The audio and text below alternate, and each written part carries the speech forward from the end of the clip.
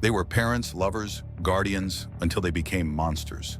What unfolded in these courtrooms revealed the darkest corners of human cruelty. Some of the bruises were in the shape of a belt buckle. I ain't gonna let you, man. I ain't gonna let you sit here say no crazy shit about me, man. No, man, because he stays, he don't even know, man. Sir, the testimony showed that you put this child and other childs in a shower with ice cold water. Anybody says anything back there, arrest them.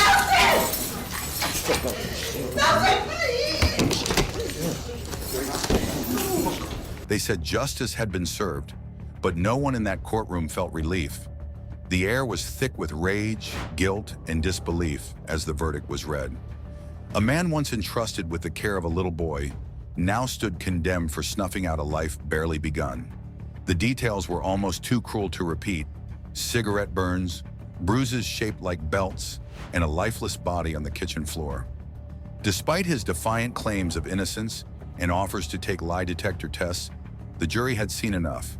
A seasoned judge, hardened by years of tragedy, did not mince his words. He spoke of monsters, of evil, and of the lowest forms of life, and when he handed down the sentence, life imprisonment plus an additional 150 years, it felt like an attempt to quantify the unthinkable. Still, the room remained silent, except for the sobs of a mother who had once defended him and now mourned the son she could never bring back.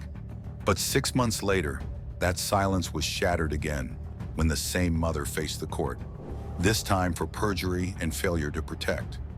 Her trembling voice admitted what many had suspected. She had lied for love, blamed one child to protect another, and betrayed every maternal instinct for a man unworthy of it. The judge gave her 5 to 10 years, but her sentence was eclipsed by the weight of guilt she would carry forever. Sadly, her story was not unique. That you both, in the middle of the night, you wake up and you think of the injuries that you subjected this poor young man, this poor 7-year-old, and that it tortures you. I rarely say that. I rarely say that. It'll be a different type of torture because you won't be in pain, physical pain. But I'm not sure that you're capable of doing that. But that's my wish.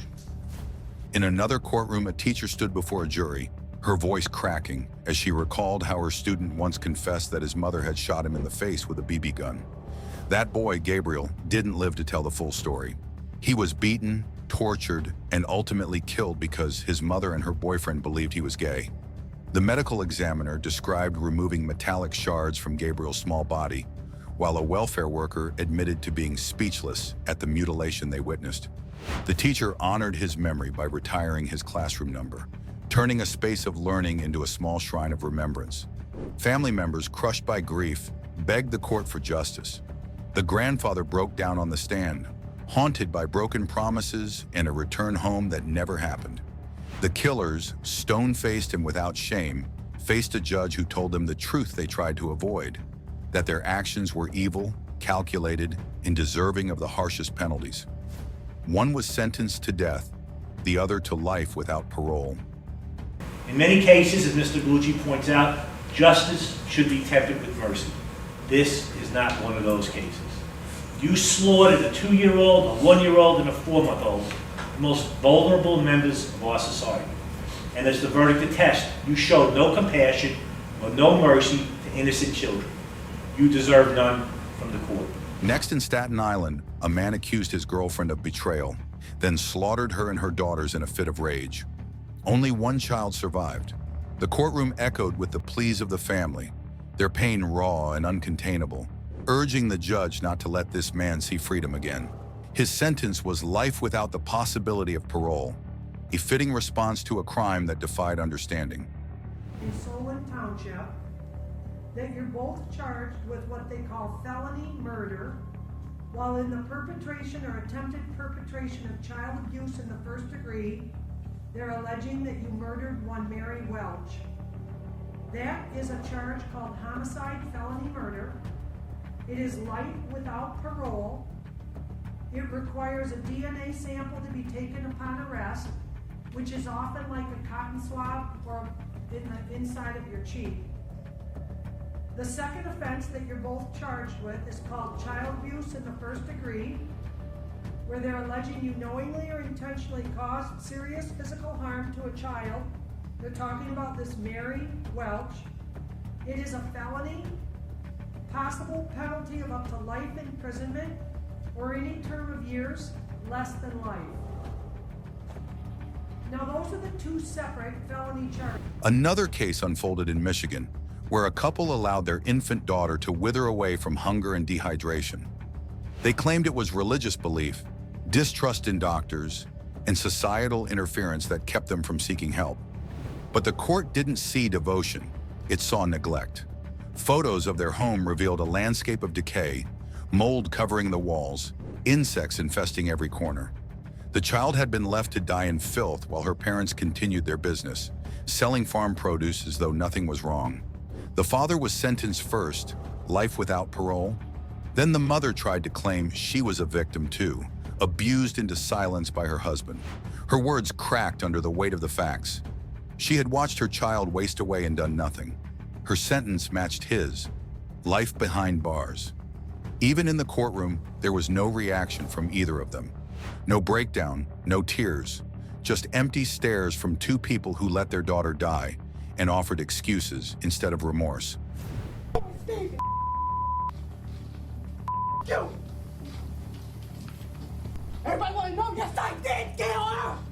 In a lightning bolt of emotion, Michelle Blair admits to killing her 13-year-old daughter, Stoney Blair, because she believed the teen and her 9-year-old son, whom she's also accused of murdering, had been harming her youngest child. But for every cold-blooded killer who stood silent, there were those who exploded with rage, defiance, or eerie calm. Michelle Blair stood out among them. Her crimes were discovered only by chance.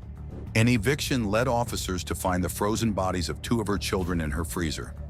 She didn't hide it. In fact, she admitted it outright in court and insisted she had done the right thing. She described the abuse her surviving child allegedly endured at the hands of the victims, painting herself as a protector. But no justification could match the cruelty of her actions. The children had chipped teeth, torn mouths, hemorrhaging across their scalps. They had been beaten, tortured, and silenced. She showed no remorse, only fury toward those who questioned her. As she spoke, the judge listened, perhaps waiting for something human to emerge. It never did. Her sentence was life in prison, a small measure for the horror she left behind in that house of death. Then, as to count one, aggravated murder in violation of 290301A, an unclassified felony. How do you plead? Guilty. Count two, aggravated murder in violation of 290301A, an unclassified felony. How do you plead? Guilty. Count three, aggravated murder in violation of 290301A, an unclassified felony. How do you plead? Guilty. Count 18, felonious assault in violation of 290311A2. How do you plead? Guilty. And count 20, felonious assault in violation of 290311A2. How do you plead? Guilty. Are you entering each of these pleas of your own free will? Yes. No one's forced you to enter these pleas at all, correct? No. Fine. Then came Chad Dorman, a name that will likely haunt his town forever. On a summer day in 2023, he called his wife and 3 children into the bedroom and opened fire. The boys were all under the age of 10. One escaped and alerted the neighbors, but it was too late. Chad had killed his sons and sat calmly afterward, waiting to be arrested. During court proceedings, his lack of emotion baffled everyone. No outbursts, no apologies, just a void. Prosecutors revealed he had been planning the murders for months. He had made himself into judge, jury, and executioner of his own children. And when confronted, he admitted it all without hesitation. The court awaits his full trial, but nothing short of a miracle could undo what he did. Everyone there knew that. There was no punishment severe enough for a man who killed his own children and slept peacefully afterward. Truly remorseful and deeply sorry. However, with the death penalty looming over him, Johnson tried to shift the blame to a corrupt legal system that stacked the deck against him. The state, knowing nothing about me, would have you believe that before you is a vicious man who went hunting for human lives. Prosecutors say in October of 2018, Johnson killed his live-in girlfriend, Stephanie Willis, and her son, Ricky, during an argument over what to watch on TV. Not long after, the court faced Tyrone Johnson. He killed his girlfriend and her 10-year-old son during a dispute over TV. The evidence showed the boy tried to hide under the bed. Tyrone found him anyway. The prosecution called it premeditated, a calculated execution of a defenseless child. The defense pushed a different story, an emotional spiral, not a plan. But the child's footprints of fear, frozen in blood and bullet holes, made that argument fall apart. Tyrone begged for mercy, calling himself remorseful. But when asked why he did it, he pointed to frustration and miscommunication. That didn't sit well with the judge, who described the murder as heinous and handed down the death sentence. The courtroom was still, the air heavy with the grief of what could have been, a life stolen because of a disagreement. Since I'm pretty sure by the law states that I have a right to confront my witnesses who accuse me of doing wrong, so I felt like I wanted to say it in front of her since she was the one up here slandering me. And that's all I got to say. You sure you don't want to talk about the sentencing and all of that? That was the only thing you wanted to tell the court? I mean, I haven't heard anything about a sentence. I was just commenting on that. I understand for the charges. And I just wanted to know if you had anything you wanted to say to the court. I mean, I got a lot to say. I got a lot to say, but I'm not going to be able to say half of it. I don't know, because I don't know what you're going to say. I'm innocent. I didn't do it. Okay. I've maintained that the whole time. I feel like there was things that were allowed to be said that should have never been allowed to be said, that didn't have nothing whatsoever to do with the case and what was being said. Just because somebody has domestic abuse issues with their spouse doesn't mean that they would put their hands on their kids, which has also been pretty much proved that I've never touched my kids in any harmful manner whatsoever. One of the most unsettling cases ended with a man named Chris McNabb. He murdered his 2-week-old daughter, then faked grief during the search for her. At first, he cried. He begged for her return. But when police found the baby's body stuffed inside a gym bag near their trailer, wrapped in his clothes, the mask fell off. His courtroom behavior was bizarre and vile. He lashed out, exposed himself during evaluations, and claimed everyone was lying. The evidence was stacked high: injuries to the baby, signs of neglect, and the history of abuse in the home. Even then, Chris insisted he was innocent. His words were a chaotic storm of blame, denial, and confusion. The judge listened, unimpressed.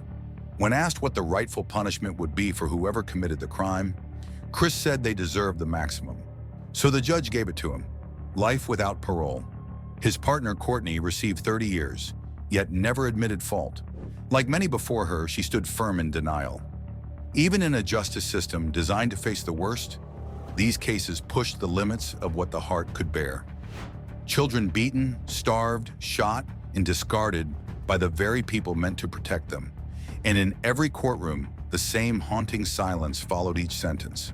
A silence that spoke of lives lost too soon, of evil unmasked, and of a justice system trying to mend wounds that may never heal.